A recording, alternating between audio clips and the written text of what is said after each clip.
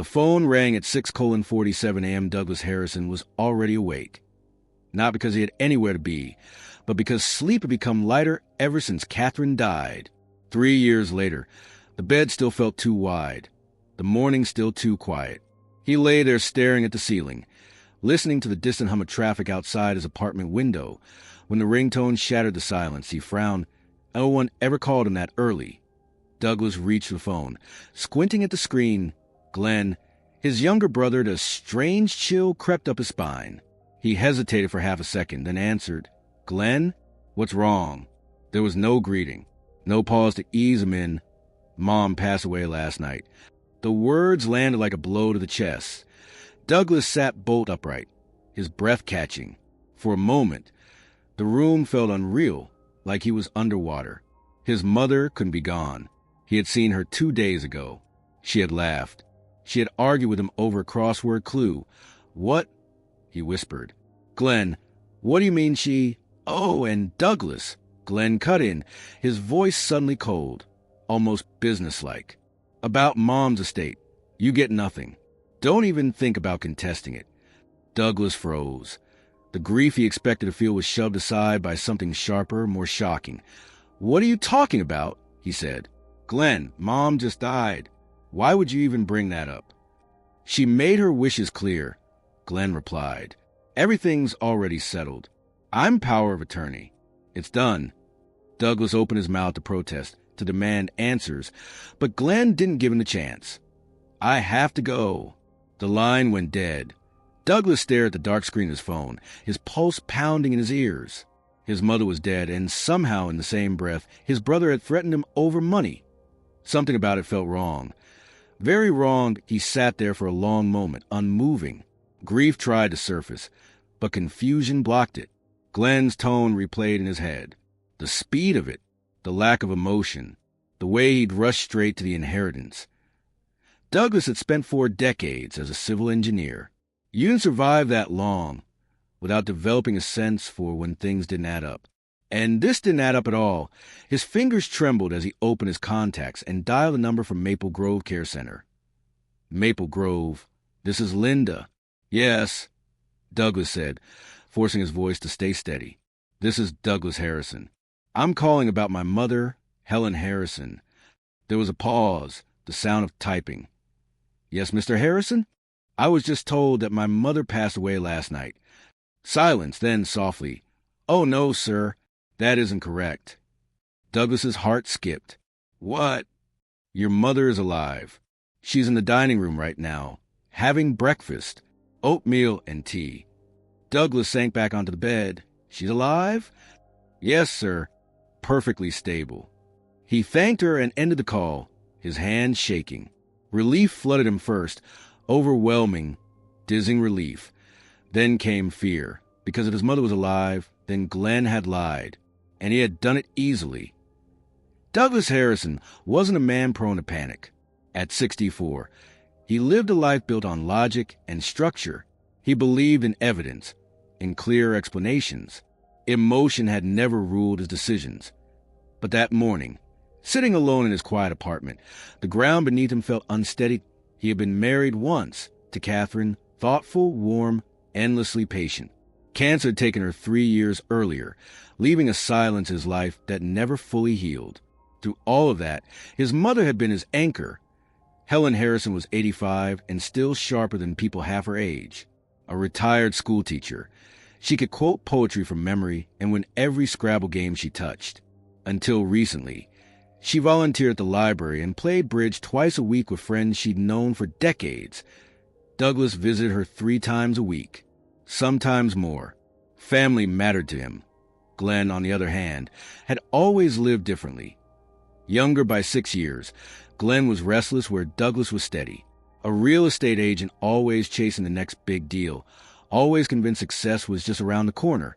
He talked big, spent bigger, and somehow always seemed sure on cash. 9 months earlier, Glenn had insisted their mother move into Maple Grove Care Center. It's temporary, he'd said. She needs supervision. It's for her own good. That was also when Glenn became power of attorney. 80 the time, Douglas hadn't argued. Glenn lived closer. It seemed practical, Now it felt like a mistake. The change in their mother had been sudden. Too sudden. Just months before, Helen had been herself, lively, opinionated, independent. Then, almost overnight, she became distant. When Douglas visited her at Maple Grove, she stared past him, her eyes empty. She didn't recognize him. The doctors called it sudden onset dementia. Sometimes it progresses very rapidly, Dr. Whitmore had said, his voice calm, clinical.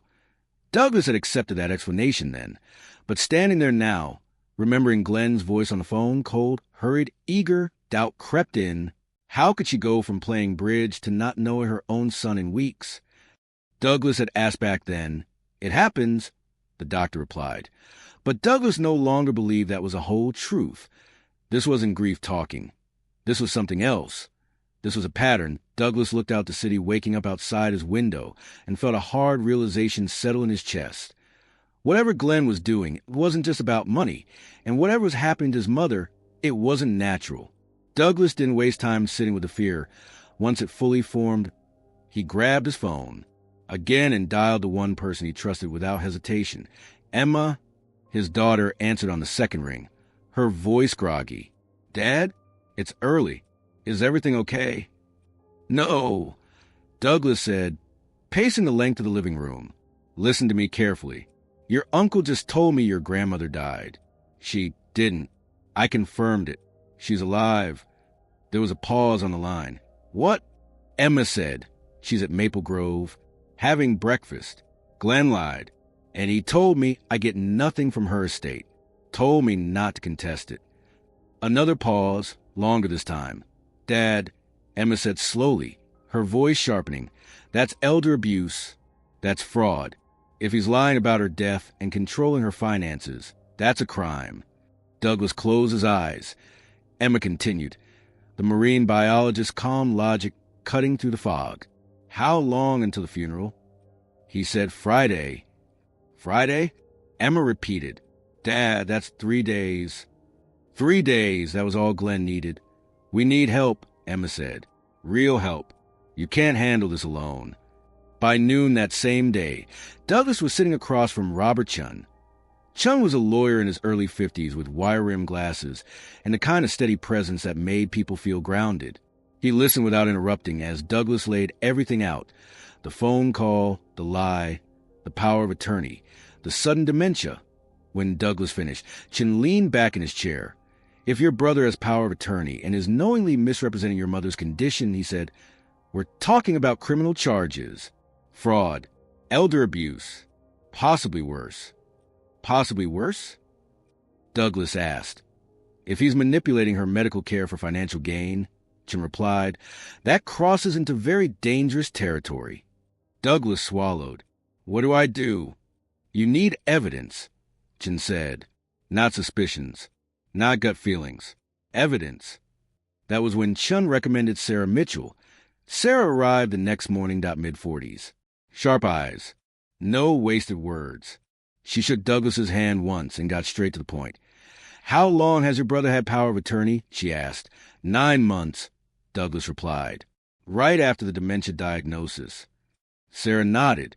"That timing matters." She pulled out a notebook. "Give me 48 hours. Douglas didn't sleep during those 48 hours. When Sarah called, her voice was tight. "You should sit down," she said. Douglas did. "Your brother transferred $280,000 from your mother's accounts into his own," Sarah said. "Multiple transactions, spread out to avoid attention." Douglas felt his stomach drop. "There's more," she continued. "He sold your mother's Muskoka cottage 3 months ago. Cash sale. Buyer was a numbered company." Douglas didn't need her to explain. "Likely his," Sarah said, "or someone holding it for him." Douglas rubbed his temples. How could he do all this without anyone noticing? "He didn't," Sarah replied. "He had help." She slid a folder across the table. "Dr. James Whitmore," she said, "went to university with your brother. Same class, same fraternity. They've been friends for over 30 years. Douglas stared at the name. "The dementia diagnosis," he said. "Questionable," Sarah replied, "especially when combined with the medications she's been prescribed. Heavy sedatives. Enough to make anyone appear confused. Douglas's heart pounded. You're saying she might not be demented at all. I'm saying, Sarah said carefully, that if someone were intentionally over-medicating an elderly patient to render him incompetent, that's not just fraud. She met his eyes. That's attempted murder. Douglas visited his mother that afternoon. Maple Grove smelled the same, disinfectant and weak coffee, but something felt different. Helen sat in her chair by the window. Her posture was slumped, but her eyes weren't as empty. Mom, Douglas said softly. For the first time in months, her gaze shifted toward him. Not fully, but enough. Douglas, he whispered. Her lips moved. No sound came out. She tried again, but a nurse stepped in immediately. Visiting time is almost over, Mr. Harrison. Douglas stood reluctantly, his heart racing as he left. He knew one thing with certainty. She was still in their point 2 days later. Douglas arrived for another visit, and his mother's room was empty. The bed was neatly made, his pulse spiked. Where's my mother? He asked the nurse at the desk. Oh, she said casually. Your brother took her out for a drive. For a drive? Douglas repeated. How long ago? About 3 hours. 3 hours. Douglas called Glenn. No answered that again, that N.O. answered that be why the fifth call. His hands were shaking. When Helen finally returned, she looked wrecked, pale, barely able to stand. Glenn guided her in, smiling like nothing was wrong. What the hell were you thinking? Douglas snapped. Glenn laughed. Relax.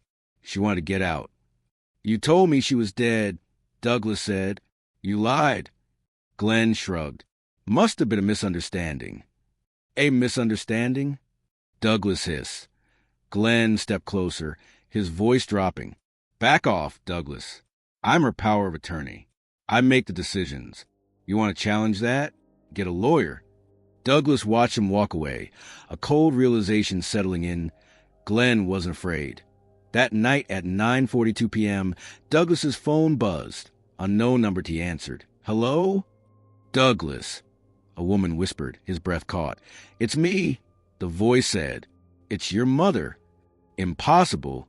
She could barely speak. She didn't have her phone. Mom, he whispered. Come in my room tonight, she said. After 10, make sure Glenn isn't here. Don't tell anyone about this call. The line went dead. Douglas sat in his car that night, watching the clock tick past 10. He slipped inside to the side entrance and walked down the dim hallway to Helen's room. Door was ajar. Inside, she was sitting upright in bed. Her eyes were clear, focused, alive. She looked at him and spoke, not halting, not confused, but strong. Close the door, she said. We need to talk, and we don't have much time. Douglas closed the door behind him, his heart pounding so hard he could feel it in his throat. His mother sat upright on the bed, the dim bedside lamp casting soft shadows across her face. For the first time in months, her eyes weren't distant or glassy. They were sharp, focused, fully awake. Sit down, Helen said calmly. Douglas didn't move. He just stared at her. Mom? His voice cracked. You just spoke. You're talking. She let out a small sigh, almost amused. Of course I am. What was happening, he asked. How did you call me? They said you. I'm fine, Douglas, she said, her voice steady. I've been fine this whole time. The words hit him harder than anything Glenn had said. What do you mean, fine? Douglas whispered. They said you had dementia. I watched you forget me. I watched you. Helen reached out and took his hand. Her grip was firm. I was pretending, she said. All of it. Douglas shook his head slowly. No, that's not possible. I needed to know, she continued, ignoring his protest. Which of my sons would take care of me when I had nothing to offer? No conversations, no gratitude, no money, just me. Tears welled in Douglas's eyes. You let me believe you were slipping away. I had to, she said softly, because money changes people, and I needed the truth. She leaned back against the pillows and took a breath. Before Glenn ever became power of attorney, I moved most of my assets into an irrevocable trust.